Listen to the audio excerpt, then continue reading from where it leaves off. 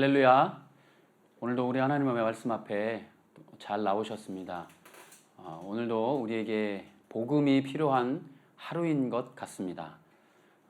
살아가야 할 시간이 남은 분이든지 하루를 살아온 분이든지 지금 우리가 이 영상 앞에 그리고 말씀 앞에 서 있는 이 시간 우리에게도 여전히 우리를 이끌고 우리를 인도하는 것은 사람의 말이나 어떤 기분이나 어떤 드러난 현상이 아니라 혹은 이 나라의 어떤 주변의 환경이 아니라 우리를 살게 하시는 것은 우리 예수님의 복음이라고 믿습니다. 오늘 말씀 가운데 그 하나님의 복음에 대해서 한 번 더 보기를 소망합니다. 우리 먼저 하나님 말씀 읽겠습니다. 로마서 3장 9절에서 20절입니다. 그러면 어떠하냐? 우리는 나으냐? 결코 아니라 유대인이나 헬라인이나 다 죄 아래에 있다고 우리가 이미 선언하였느니라.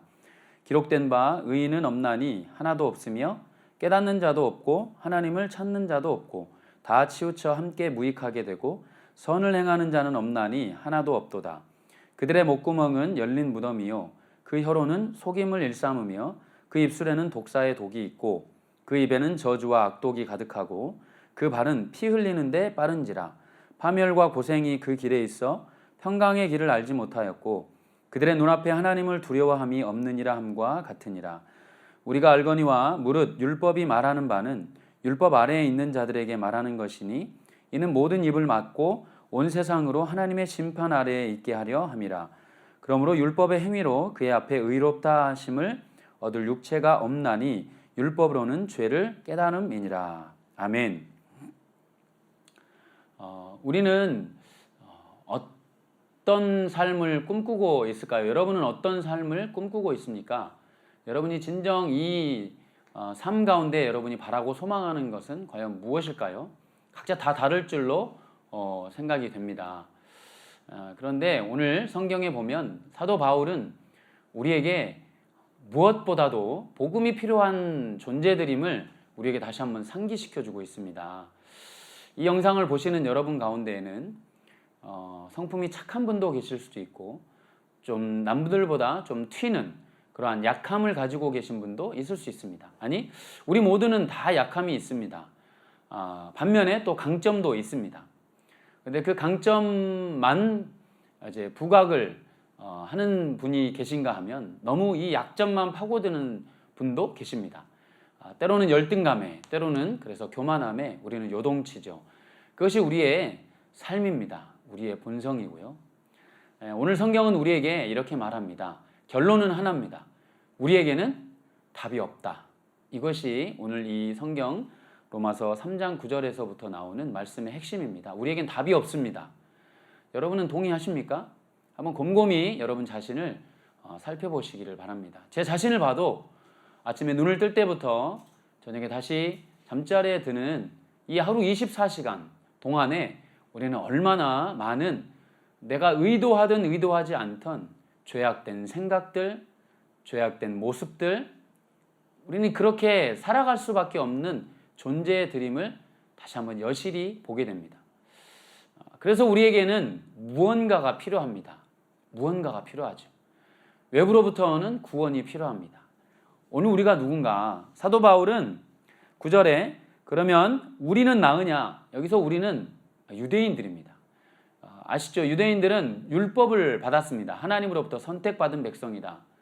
하나님으로부터 율법을 받은 그 백성들.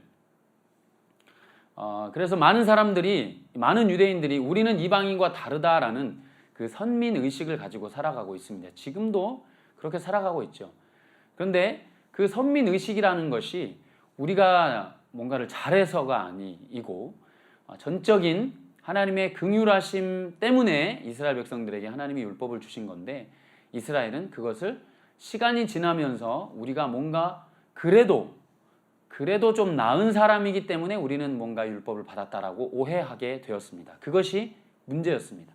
신앙생활을 우리가 오래 하다 보면 우리도 이 오류에 빠지기 너무 쉽습니다. 여러분이 어떤 직분을 맡으셨든지 어떤 교사로 섬기든지 목자로 섬기든지 우리가 맡은 일, 우리가 부여받은 어떤 직책, 자리가 나도 모르게 나를 괜찮은 사람인 것처럼 포장하려고 하는, 그렇게 믿게 하려는 그런 오류가 우리 가운데 있습니다. 우리는 이것을 참 조심해야 합니다. 그래서 사도 바울은 우리에게 이렇게 말을 하죠. 자, 10절부터 12절까지 보시면 계속 반복되는 단어가 있습니다. 바로 없다라는 단어입니다. 기록된 바 의인은 없습니다. 하나도 없습니다. 깨닫는 자도 없습니다. 하나님을 찾는 자도 없습니다. 다 함께 치우쳐 무익하게 되고 선을 행하는 자는 없습니다. 이것이 우리 인간이라고 하는 이 존재를 결정짓는 그 시작을 알리는 선언입니다. 우리는 없습니다. 의도 없고 하나님을 찾는 그 본성조차도 우리는 없었습니다. 그런 우리에게 하나님의 은혜로 찾아오신 거죠. 그래서 하나님은 우리의 구원은 하나님이 우리에게 주신 귀한 선물입니다. 우리는 하나님을 알고 싶은 마음도 없었습니다. 어느 순간 하나님이 우리에게 찾아오시죠. 다른 수많은 종교들은 사람들이 만들어낸 종교입니다. 자기가 얻고 싶은 무언가를 얻기 위해 신을 만들어냅니다. 새기기도 하고 갖다 놓기도 하고. 그렇지만 우리 하나님은 우리가 새길 수 있는 존재가 아닙니다. 우리가 찾을 만한, 그 하나님을 찾아낼 만한 실력도 능력도 우리에게는 없습니다. 그래서 오늘도 잘 기억하셨으면 좋겠습니다. 하나님의 은혜는 부어져야 합니다. 하나님의 은혜는 부어져야 합니다. 내 삶 속에 하나님이 찾아오셔야 됩니다. 예수님이, 성령님이 우리 가운데 찾아오셔야 됩니다. 우리의 마음을 두드리시고 우리의 마음을 바꾸시고 우리 가운데 이 없는 것 가운데 찾아오셔서 채워주셔야 되는 줄 믿습니다. 이것이 복음입니다. 여러분, 이래서 복음입니다. 우리가 찾아낼 수 있다면, 생각해 보십시오. 내가 만들어낼 수 있다면 내 성품이나 내 지식이나 내 학력이나 나로부터 출발하겠지만 우리에게는 찾아낼 수 있는 것이 없습니다. 모든 인류는 다 무너졌습니다. 그래서 복음이 찾아오셔야 되고 하나님의 은혜가 우리 가운데 임하셔야 됩니다. 그래서 오늘도 우리가 하나님 앞에 기도하는 거죠. 하나님, 오늘도 우리에게 임하여 주시옵소서. 능력으로 임하여 주시고, 권능으로 임하여 주시고, 사랑으로 임하여 주시고, 용납함으로 임하여 주시고, 넉넉함으로 임하여 주시고, 평안함으로 임하여 주시옵소서. 성경은 오늘 우리에게 그것을 말하고 있습니다. 우리에게 율법을 주신 것은 그 율법, 성경 말씀은, 특히 구약 성경은 우리에게 이것이 죄다라는 것을 알려주기 위해서 우리에게 주셨다라고 말하죠. 20절에 보면 율법으로는 죄를 깨달음이라. 우리가 호수를 볼 때 그 호수가 깊은지 안 깊은지 우리는 모릅니다. 그렇죠? 누구나 더우면 뛰어들고 싶은 것이 우리의 마음입니다. 그런데 만약에 그 호수 앞에 팻말이 붙어 있습니다. 여기는 너무 수심이 깊기 때문에 수영을 금지합니다 라고 팻말이 붙어 있으면, 이곳은 들어가면 안 되겠구나 라는 것을 아는 거죠. 율법은 그 역할을 합니다. 이것이 죄구나. 이것을 하면 안 되는구나 라는 것을 깨닫게 하는 것이 죄죠. 그 율법을 우리 예수님은 완성하셨습니다. 율법은 우리를 구원하게 만들지 못하고 우리를 구원으로 인도하는 유치원 선생님의 역할을 합니다. 거기까지입니다. 거기로 들어가면 죄다라는 것을 알려주기까지 하죠. 그러나 우리 예수님은 거기서 한 걸음 더 들어가셔서 우리의 인생 가운데 찾아오셔서 들어오십니다. 여러분, 요한복음 6장에 보면 38년 된 병자가 나옵니다. 호수 앞에, 실로암 호수 앞 베데스다 연못, 죄송합니다. 베데스다 연못가에 이 38년 된 병자가 있습니다. 사람들이 다 들어가서 물이 동할 때 그곳에 들어가면 치유를 받는다라는 그 전설이 있었습니다. 실제로 그랬는지는 모르겠으나, 근데 이 38년 동안 이 병자는 거기서 그 시간을 기다렸습니다. 근데 여러분, 그곳에 모인 사람들은 모두 자기의 몸을 움직일 수 없는 중병을 앓은 사람들이었습니다. 중풍병자들, 앞을 못 보는 사람들, 자기 힘으로 그 연못가에 들어갈 수 없는 사람이 그곳에 모여서 들어가려고 애쓰는 거죠.